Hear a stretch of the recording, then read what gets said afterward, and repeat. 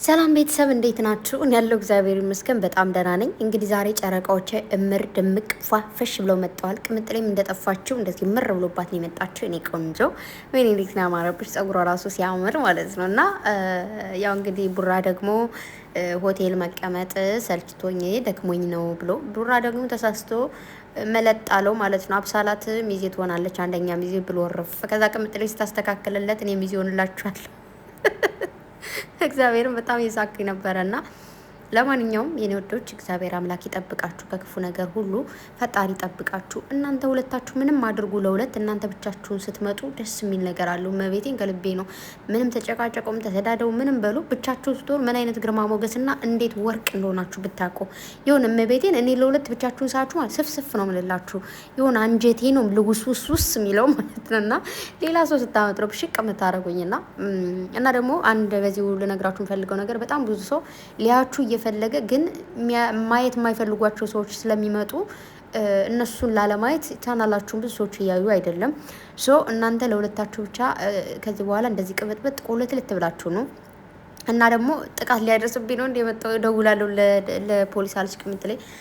ብሩኬ እንደዚህ ደረቴ ላይ ስንት የተለጠፈሽ አለ እንደዚህ ፎቶ አሳየኝ ይላል እዛ ጋር ቅምጥሌ አይ ጀርባና ጀርባንን በጣም ብዙ ፎቶዎች አሉ። የኔ ቆንጆ ለጥፍ ብለሽ እንደዚህ በቃ አንደኛው ጎንደሬ ቀሚስ ለብሳችሁ ሁለታችሁ፣ ሌላኛው ደግሞ የት ላይ ነው የሆነ መዝናኛ ቦታ ምናምን ሄዳችሁ ምናምን ሊስምሽ እንደዚህ ብሎ አያያዝ ራሱ ደስ አይልም ማለች ማለት ነው ፎቶ ላይ እና ብቻ ለማንኛውም የኔ ወዶች ታውቃላችሁ፣ ያው ብሩኬ ልክ ደረጃውን ወርዶ አይታችሁት ከሆነ እንደዚህ መለስ አለ ማለት ነው። ምንም ከግቢው ራሱ አልወጣም እንዳያችሁት። ቅምጥሌ መጋረጃውን ምኑን ዝግትግት ታደረገች። ልክ ካሜራውን እንደተዘጋ ብሩኬ ወደ ቤቱ ይመለሳል ማለት ነው። ብቻ ፈጣሪ ከክፉ ነገር ይጠብቃችሁ። እንዲሁም ደግሞ በድጋሚ መልእክቴን ከማስተላለፍ አላቋርጥም።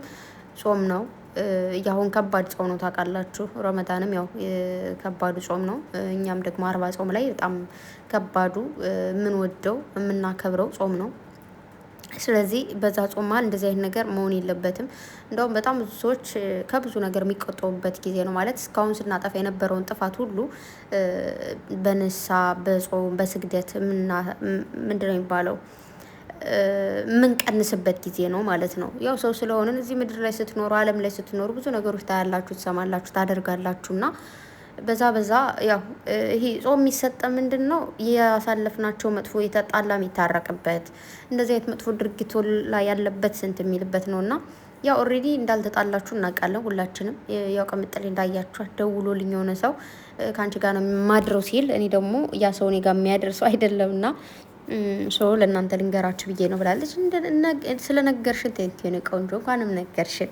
ያው ባትነግሪኝ ኖሮ ይደብረን ነበር ትላላችሁ። ብሩኬ ደግሞ ማለት ነው ጎርደድ እያለ እየበላ ነበርና ቅምጥሌ እየበላ አይሰማኝም ማለት ሳትበላ አውራኝ አለችውና ያው እንግዲህ በገዛ ቤቱ ምንም እንደፈለገ መፈንጠዝ ይችላል።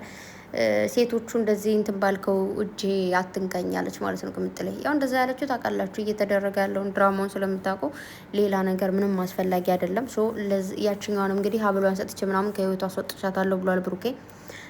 እኔ ደግሞ ችግር የለብኝም ብሏል። ሶ ማለት አሁን እዚህ በኋላ የሚመጡ አይመስለኝም ሁሎችም። ሌላ እዚህ ጋር ሶስተኛ ወገኑ ነው ምናምን ይመጣሉ ብዬ አላስብም። እና ደግሞ አንዳንድ አስቃባጭ የሆናችሁ ሰዎች ምላችሁ በስራም ቢሆን የሚያስጠላ ነገር የምታደርጉ ደስ አይልም። ከዛ ነገር ተቆጠቡ። አንደኛ ይኸውላችሁ ሁሉም ሰው እዚህ ምድር ላይ ቂም ኑሮበት የተወለደ ወይ ደግሞ ቂም ይዞ የመጣ ሰው የለም።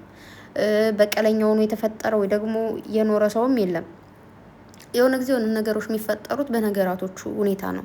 ሰው ልጅ ክፉ የሚሆነው መጥፎ የሚሆነው በነገራቶች ሁሉ ነው ማለት። አንዳንድ ሰዎች በጣም ክፉ ነው የምታያቸው የራሳቸው የሆነ መንስኤ ያላቸው እንደዛ ክፉ ሊሆኑ የቻሉት፣ ጥሩ ሲሆኑም ደግሞ የሆነ ምክንያት አላቸው ማለት። ሁሉም ሰው ሲፈጠር ጥሩ ሆኖ ነው የተፈጠረው። በነገራችሁ ላይ ስንፈጠር ከእናታችን ማህፀን ስንወጣ ማናችንም ካለ ልብስ ነው የተፈጠር ነው ወይ ደግሞ የሆነ ሁሉ አሁን አይታችሁ ከሆነ ሁሉም ሰው እንደ አስተዳደጉ ይለያያል።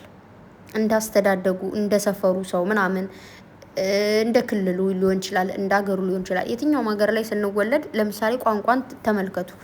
አሁን አረብ ያለም አረበኛ ቋንቋ ነው የቋንቋ መፍቻው። ኢትዮጵያ ያለም ደግሞ በየክልሉ የየራሱ የሆነ ክልል አለው። እንግሊዝ የሚፈጠሩ ወደ አሜሪካ ምናምን እነዛም ደግሞ የራሳቸው የሆነ ቋንቋም አላቸው። እንግሊዘኛም ነው ይዘው የሚፈጠሩ። ተግባባን። ከዛ ደግሞ ከሌላ ሀገር ያሉ ሰዎች ደግሞ ኢትዮጵያ ላይ ለተወሰነ ዓመታት ቢቀመጡ አማርኛ ቋንቋ በጣም ይችላሉ። አይደለም ኢትዮጵያ ላይ ተቀምጠው ኢትዮጵያ ሲቀመጡ ይችላሉ። ገባችሁ? እኛም ደግሞ እዚህ ጋር መጠን አሁን ያላደግንበትን ያላልንበትን ቋንቋ አረበኛ ቋንቋ እየተናገርን ነው። እየጻፉ የሚጽፉ ልጆችም አሉ በደንብ አድርገው አረበኛ የሚገርማችሁ ሰው እንግሊዘኛም እንደዛው እና ሁሉም ነገር እንደ ጸባዩ እንደ ሁሉ ነገር ልክ እንደ ቋንቋ የሰው ልጅ እንደምን ሆኖ ሁላ ለምሳሌ አንዳንዴ ለአንዳንድ ሰዎች በጣም ጥሩ ናችሁ መላመድ ወይ ደግሞ መውደድ የሚባለው ነገር ሲጎዳችሁ ይኖራል። ሲጀመር ስትወዱና ስትላመዱ ራሳችሁን እየጎዳችሁ ነው የምትኖሩት። የምሬን ነው ማለት ሰውን ሳይሆን የምትጎዱት እናንተ ነው የምትጎዱት። የሆነን ያን ሰው መውደድ መልመዳችሁ በጣም ይሰብራችኋል። ነገር ግን የሆነ ጊዜ ደግሞ ቆርጣችሁ ስትነሱ ቁርጥ አድርጋችሁ ትውት ታደርጉና ወደ ክፉነት ይቀየራል ያ ነገር። ለምን መልሳችሁ እንደዛ ጥሩ ሰው መሆን ስለማትፈልጉ ሌላ ሰው መጥቶ እንደናንተ ወይ ያልተጎዳ ሰው ሊሆን ይችላል እና ብቻ ከእናንተ ጋር ጥሩ ሰው መሆን ሲፈልግ እናንተ ደግሞ አትፈልጉም። ከዛ ምን ትባላላችሁ? ክፉ ሰው ነው። ግን መንስኤው ምንድን ነው? ሌላ ሰዎች ናቸው እንደናንተ ምንድነው እንደነሱ ቆራጥ እንድትሆኑ ያደረጋችሁ። ገባችሁ? እና አንዳንዴ ሰዎች ብድግ ብለው ዝም ብለው ክፉ አይሆኑም። ሰዎች ብድግ ብለው ከሰው ጋር አለመገናኘትን አይወዱም። ገባችሁ? ስለዚህ ጨረቃዎች የምንላችሁ ፈልጌ ነው መሰላችሁ። ራሳችሁን ችላችሁ በጣም ብዙ ሰዎች አሉ ምሳሌ ምናምን እያልኩኝ ብዙ ጊዜ የምናገረው አንዳንዴ ብዙ ሰውን ስላዩ ነው። ጓደኛን አስጠግተው እንደዚህ ብለው አይተው ነው ከዛ በኋላ ብቸኛ የሆኑትና ብቻችሁን ብትሰሩ ጥሩ ነው። ሰው አትገዙ አይደለም፣ አግዙ። አንዳንዴ አብራችሁ ነው ምናምን።